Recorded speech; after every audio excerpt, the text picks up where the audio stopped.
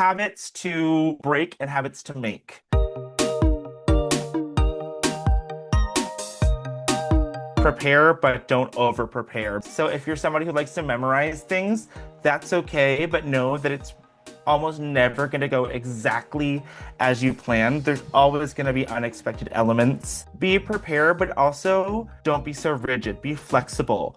Be able to shift gears if you need to, or make a quick decision to cut apart and segue to something else. So I always say prepare, but don't over prepare.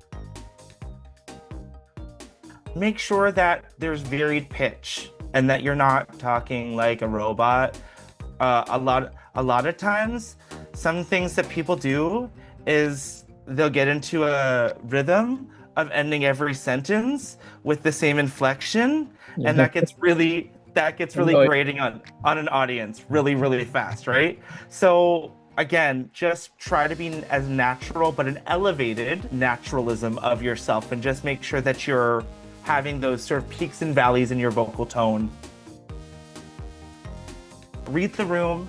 If you're talking to a small, an exhibit opening, that's probably going to be a different energy than if you're giving a keynote address in a large theater.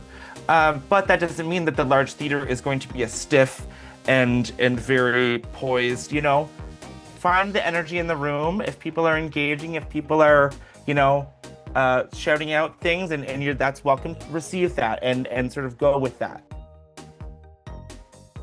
A lot of people are nervous ramblers. When we get nervous or we get excited or we feel like we're going to run out of time, we freak out and we rush. For example, I had more planned for our session, but I realized we're running out of time. Rather than panicking and trying to speed through it all, I just took a moment and I said, okay, what are the most important things? I'm going to make sure I get to those, and I'm going to breathe. And I was able to make tactical decisions because I wasn't freaking out and going too fast. So take a moment, slow down, and breathe.